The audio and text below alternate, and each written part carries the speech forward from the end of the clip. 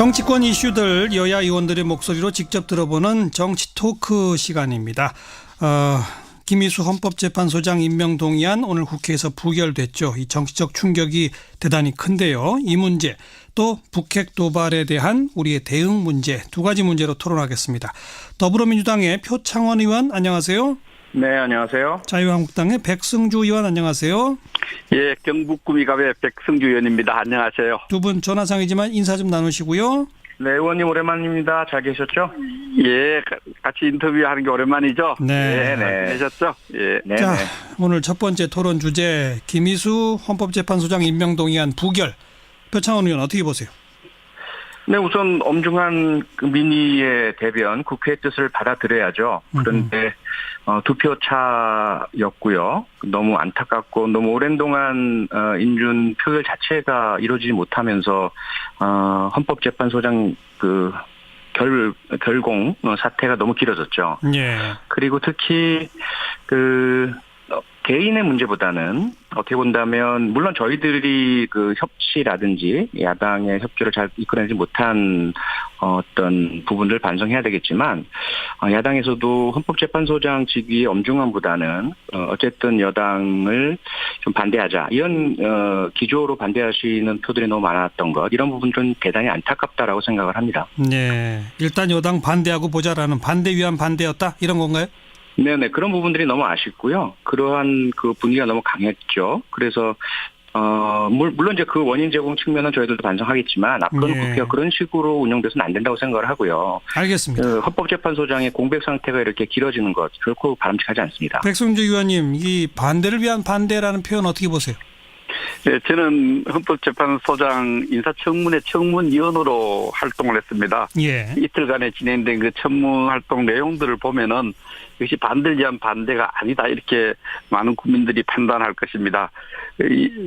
여소야대 여당 국회의원이 적고 야당 국회의원이 많은 정치 지형 속에서 추천권자와 그 헌법재판소장을 지명하고 추천하는 대통령과 또 그것을 검증하는 청와대 인사 라인에서 예. 그런 점을 정치 지형을 고려해서 좀 더 중립적이고 국민 모두로부터 이렇게 존경받을 수 있는 분을 추천해서 이런 인사 참사가 안 일어났더라면 안 좋았겠습니까? 예. 어쨌든 정부 여당과 대통령은 남을 탓하기 전에 우리가 추천과 인사 검증 라인에서 제대로 했는가, 예. 국회 눈높이, 국민 눈높이에 맞는 분이었는가를 한번 성찰하는 계기가 되었기를 바랍니다. 그러니까 국민의 눈높이에 가장 안 맞은 것이 정치적 중립성 논란이다 이건가요? 제가 볼 때는 우리 정치 지형에서 보면은 숫자적으로 좀 크게 차이는 없습니다만 50대 50의 보수와 진보라는 정치 지형도를 갖고 있다면은 예.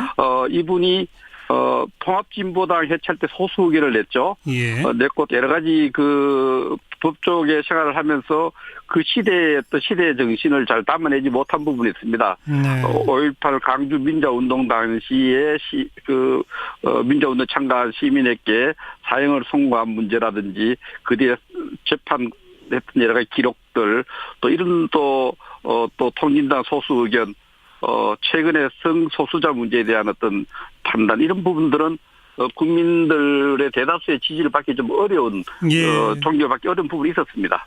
표창원 의원 어떻게 보세요? 국민 대다수 지지받기 어렵다. 편향성이 좀 심하다. 글쎄요. 보기에 따라 다르겠는데요. 아마 자유한국당에서 봤을 때는 그렇게 보실 것 같고요. 그런 말씀 해 주셨고, 다만, 정치적 중립성이라든지, 그동안 다수 의견에 참여하시거나 이런 건 아니죠. 소수 의견을 계속 내셨고요. 네. 진보적이다. 이런 부분 분명히 있으세요. 예. 하지만 그 진보적인 의견 자체가 다수에 반한다라고는 절대로 보지 않죠. 그리고 우리 헌법이라는 것 자체가 소수자 보호를 위해서 존재하는 것이고요. 그 헌법의 본질적 사명을 위해서 제 역할을 하신 분이라고 저는 보고요. 네. 그다음에 이제 5.18 민주항쟁 당시의 그 사건도 대단히 불행한 사건이었고 벌써 기사분이 안개 때문에 식별하지 못한 상태에서 앞에 있는 경찰관들을 포함한 5명의 사망이 야기가 됐던 사건인데 그 당시의 판결 과정도 사실 그다지 모든 정황들 다 파악할 수 없는 상태였고요. 있고요. 예. 최근에 그 피해자 가족분들이 화해를 하셨죠. 알겠습니다. 그건 그렇고. 예. 네네. 소수자 보호라는 헌법 정신에 부합한다라는 판단에 대해서만 백승주 의원 한 말씀 해보시죠. 예, 그 헌법재판관으로서 이미 청문회를 통과해서 재판관으로 오랫동안 일을 해왔지 않습니까? 네네. 그 소수 의견으로서 헌법재판관으로서 활동하는 건 괜찮은데 그 헌법재판소라는 것이 소수 의견만을 존중하는 것이 아닙니다. 다수의 가치를 존중해야 되는 기관이기 때문에 그 리더 헌법재판소장으로서는 저도 그 부족하다. 부분을 많이 지적했는데 헌법재판소장으로서의 어떤 균형 감각은 분명히 걱정되고 알겠습니다. 우려되는 부분이 많다 이렇게 저는 생각해 왔습니다. 자, 뭐 어쨌든 이제 국회 표결이 끝났고 부결됐기 때문에 그런데 문제는 요 부분이 지금 이제 여당이나 청와대가 이거 아주 격앙돼서 여야 정면 대치 국면으로 흐르느냐 아니면 새로운 협치의 계기가 되느냐 이게 중요한 관건일 텐데 거기에 대해서 두 분 한 말씀씩만 해보시죠. 표창원 의원. 뭐 저희는 너무 안타깝긴 하지만 민의와 국회의 뜻을 받아들이고요. 어쨌든 그리고 다시 빠른 시간 안에 국민들께서 받아들이실 수 있고 또 헌법재판소를 잘 이끌어 가실 수 있는 후보자를 낼 것이고요.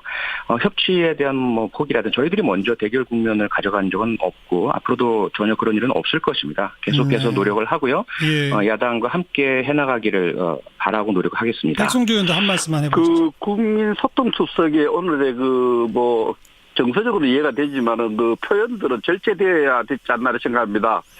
국회가 원하는 대로 표결이 안 나왔다 해서 무책임하고 당략적이고 이렇게 원칙적인 비판을 하는 것은 청와대를 이끌고 있는 사람이 대한민국 국회를 어떻게 보고 있느냐. 예. 청와대가 지원하면 국회가 무조건 통과시켜야 된다고 하는 아주 전시대적인 잘못된 인식을 갖고 있지 않느냐. 예. 저는 오늘 청와대의 반응에 더 심각한 문제가 있다고 봅니다.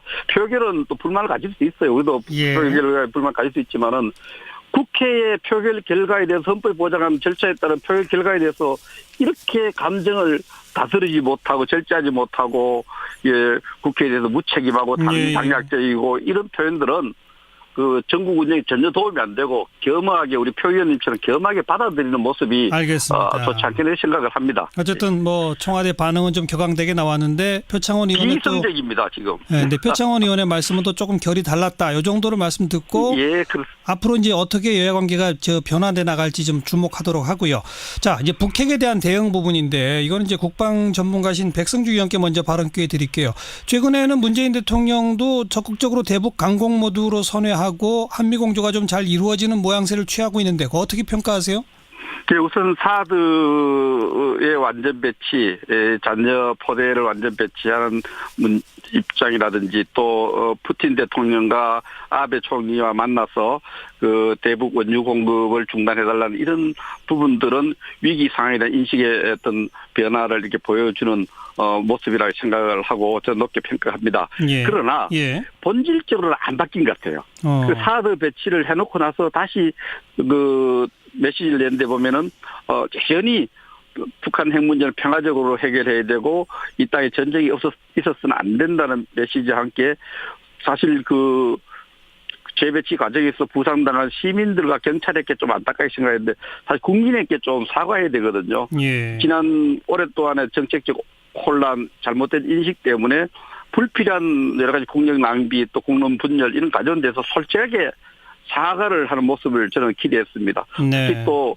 대통령을 맡고 보니까 전임 대통령이 하는 마음의 고통도 알겠다는 이런 마음이 배에 있어야 된다고 봅니다. 비상 방법으로 배치를 했지 않습니까? 그런 게 아쉽다. 이런 측면에서 조금 좀 더 통 크게 시인하고 국민에게 사과하고 미래 안보에 대한 무한의 책임감을 나타냈으면 안 좋았겠나 생각합니다. 표창원 의원 어떻게 보세요? 글쎄요. 일단 문재인 대통령께서 취하신 최근에 그 대북 스탠스 또 노력 국제적인 연대 협력 속에서 한미동맹을 축으로 두고 제재와 압박 특히 이제 오늘 밤 내일 새벽 사이에 유엔 안보리 제재 표결 결과가 나오겠죠. 예.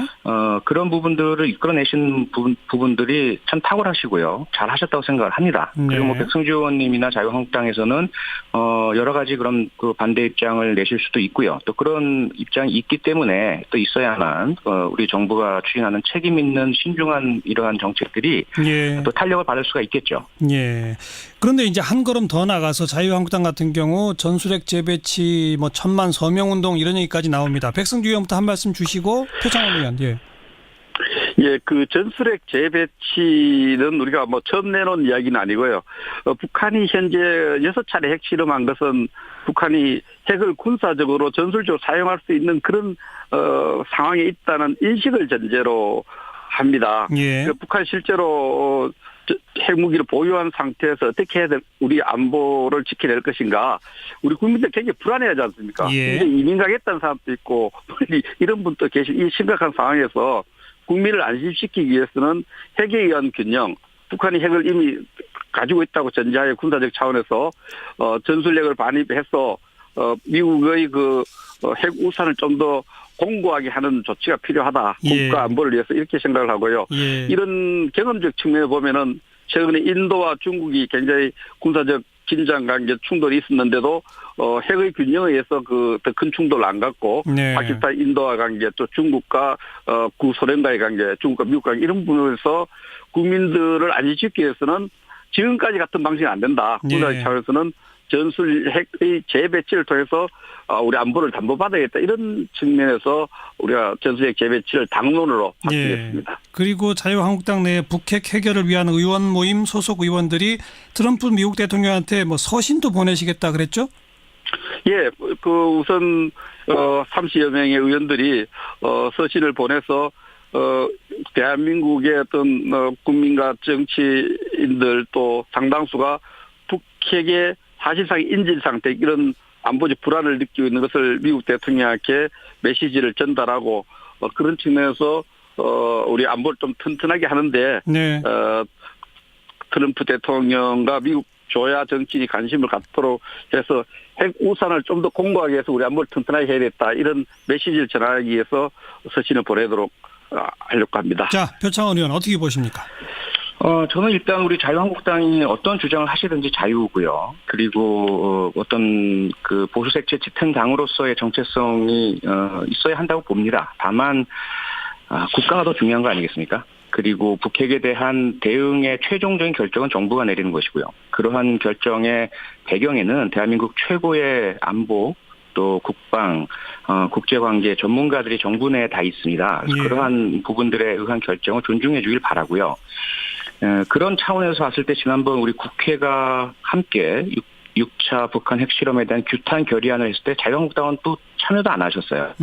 그리고 지금 한창 그 대북 안보 체제 위기 상황에서 반납 없이 그 근무에 열중인 그 해병대를 갑자기 방문하셔가지고 사실 뭐 여러 가지 에피소드를 낳으셨죠. 예. 그 병사들 힘들게 하고요. 이런 것들을 하고 미국의 정부와 협의도 없이 자체적으로 그런 독자적인 주장을 대통령에게 보낸다는 것은 대한민국이 과연 일치 단결해서 이 핵 위기를 타파하려고 하느냐에 대한 그런 국제사회의 시선에 지장을 초래할 수 있거든요. 그런 부분들은 부디 제발 저희들도 존중해 드리니까 예. 우선은 국가와 정부 대통령의 위기 타개 노력에 협조를 좀 부탁드립니다. 아울러 전술핵 부분 잘 아시다시피 우리나라에 거의 1000기 가까운 전술핵이 있었죠. 1970년부터 1991년까지요. 그렇죠. 1991년에 전술핵 폐기 선언을 하면서 지난 30년 가까이를 미국은 한반도 비핵화 선언을 해온 것입니다. 예. 이 상황에서 미국의 그 주한미 공군 사령관도 바로 9월 5일 날 그 한국 안보전략회의에서 공개적으로 한국 전술핵 배치에 반대한다라는 천명을 했고 네. 매티스 국무장관 미국의 거의 전문가들을 모두가 한 목소리이죠. 다만 지금 그 트럼프 대통령이나 주변에서 나오는 전술핵 배치나 한일 핵무장 이야기는 바로 오늘 밤 내일 새벽에 이루어질 유엔 안보리의 대북 제재 결의안에 중국과 러시아가 빠지지 않도록 거부하지 않도록 하는 압박 요인으로 작용하고 있는 거죠. 이런 부분을 모두 좀 감안을 했으면 좋겠습니다. 네, 전술핵 재배치에 대한 두 분의 한 말씀씩으로 일단 오늘은 그냥 정리하겠습니다. 국민들께서 판단하시겠죠. 오늘 두 분 고맙습니다. 네, 고맙습니다. 예, 감사합니다. 네, 더불어민주당 표창원 의원, 자유한국당 백승주 의원이었습니다. 백승주 의원이었습니다. 정치권 이슈들 여야 의원들의 목소리로 직접 들어보는 정치 토크 시간입니다. 김희수 헌법재판소장 임명 동의안 오늘 국회에서 부결됐죠. 이 정치적 충격이 대단히 큰데요. 이 문제 또 북핵 도발에 대한 우리의 대응 문제 두 가지 문제로 토론하겠습니다. 더불어민주당의 표창원 의원 안녕하세요. 네, 안녕하세요. 자유한국당의 백승주 의원 안녕하세요. 예, 경북 구미갑의 백승주 의원입니다. 안녕하세요. 두 분 전화상이지만 인사 좀 나누시고요. 네, 의원님 오랜만입니다. 잘 계셨죠? 예, 같이 인터뷰하는 게 오랜만이죠? 네. 네. 계셨죠? 예. 네. 자, 오늘 첫 번째 토론 주제 김희수 헌법재판소장 임명 동의안 부결. 표창원 의원 어떻게 보세요? 네, 우선 엄중한 그 민의의 대변, 국회의 뜻을 받아들여야죠. 그런데 투표 차였고요. 너무 안타깝고 너무 오랜 동안 인준 표결 자체가 이루어지지 못하면서 헌법재판소장 결공 사태가 너무 길어졌죠. 예. 그리고 특히 위에서 제 역할을 하신 분이라고 저는 보고요. 네. 그다음에 이제 5.18 민주항쟁 당시의 그 사건도 대단히 불행한 사건이었고 벌써 기사분이 안개 때문에 식별하지 못한 상태에서 앞에 있는 경찰관들을 포함한 5명의 사망이 야기가 됐던 사건인데 그 당시 판결 과정도 사실 그다지 모든 정황들 다 파악할 수 없는 상태였고요. 예. 최근에 그 피해 자 가족분들이 화해를 하셨죠. 알겠습니다. 그건 그렇고. 예. 네네. 소수자 보호라는 헌법 정신에 부합한다라는 판단에 대해서만 백승주 의원 한 말씀 해보시죠. 예, 그 헌법재판관 이미 청문회를 통과해서 재판관을 오랫동안 일을 해왔지 않습니까? 네네. 소수 의견으로서 헌법재판관으로서 활동하는 건 괜찮은데 그 헌법재판소라는 것이 소수 의견만을 존중하는 것이 아닙니다. 다수의 가치를 존중해야 되는 기관이기 때문에 그 리더 헌법재판소장으로서는 저도 그 부족하다. 부분을 많이 지적했는데 헌법재판소장으로서의 어떤 균형 감각은 분명히 걱정되고 알겠습니다. 우려되는 부분이 많다 이렇게 저는 생각해 왔습니다. 자, 뭐 어쨌든 이제 국회 표결이 끝났고 부결됐기 때문에 개인의 문제보다는 어떻게 본다면 물론 저희들이 그 협치라든지 야당의 협조를 잘 이끌어내지 못한 어떤 부분을 반성해야 되겠지만 야당에서도 헌법재판소장 직위의 엄중함보다는 어쨌든 여당을 좀 반대하자 이런 기조로 반대하시는 표들이 너무 많았던 것 이런 부분 좀 대단히 안타깝다라고 생각을 합니다. 네, 일단 여당 반대하고 보자라는 반대 위한 반대였다 이런 건가요? 네네 그런 부분들이 너무 아쉽고요. 그러한 그 분위기가 너무 강했죠. 그래서 물론 이제 그 원인 제공 측면은 저희들도 반성하겠지만 앞으로는 네. 국회가 그런 식으로 운영돼서는 안 된다고 생각을 하고요. 알겠습니다. 헌법재판소장의 공백 상태가 이렇게 길어지는 것 결코 바람직하지 않습니다. 백승주 의원님, 이 반대를 위한 반대라는 표현 어떻게 보세요? 네, 저는 헌법재판소장 인사청문회 청문위원으로 활동을 했습니다. 예. 이틀간에 진행된 그 청문 활동 내용들을 보면은 역시 반대를 위한 반대가 아니다 이렇게 많은 국민들이 판단할 것입니다.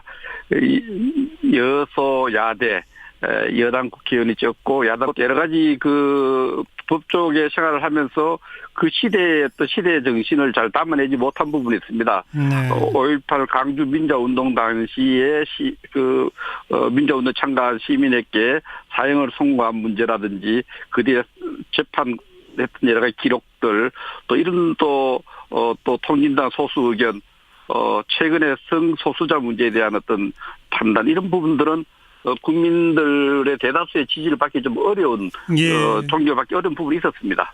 표창원 의원 어떻게 보세요? 국민 대다수 지지받기 어렵다. 편향성이 좀 심하다. 글쎄요. 보기에 따라 다르겠는데요. 아마 자유한국당에서 봤을 때는 그렇게 보실 것 같고요. 그런 말씀 해 주셨고, 다만, 정치적 중립성이라든지, 그동안 다수 의견에 참여하시거나 이런 건 아니죠. 소수 의견을 계속 내셨고요. 네. 그 진보적이다. 이런 부분은 분명히 있으세요. 예. 하지만 그 진보적인 의견 자체가, 다수에 반한다라고는 절대로 보지 않죠. 그리고 우리 헌법이라는 것 자체가 소수자 보호를 위해서 존재하는 것이고요. 그 헌법의 본질적 사명을 국회의원이 많은 정치 지형 속에서 추천권자와 그 헌법재판소장을 지명하고 추천하는 대통령과 또 그것을 검증하는 청와대 인사 라인에서 그런 점을 정치 지형을 고려해서 좀 더 중립적이고 국민 모두로부터 이렇게 존경받을 수 있는 분을 추천해서 이런 인사 참사가 안 일어났더라면 안 좋았겠습니까? 예. 어쨌든 정부 여당과 대통령은 남을 타다기 전에 우리가 추천과 인사 검증 라인에서 제대로 했는가, 예. 국회 눈높이, 국민 눈높이에 맞는 분이었는가를 한번 성찰하는 계기가 되었기를 바랍니다. 그러니까 국민의 눈높이에 가장 안 맞은 것이 정치적 중립성 논란이다 이건가요?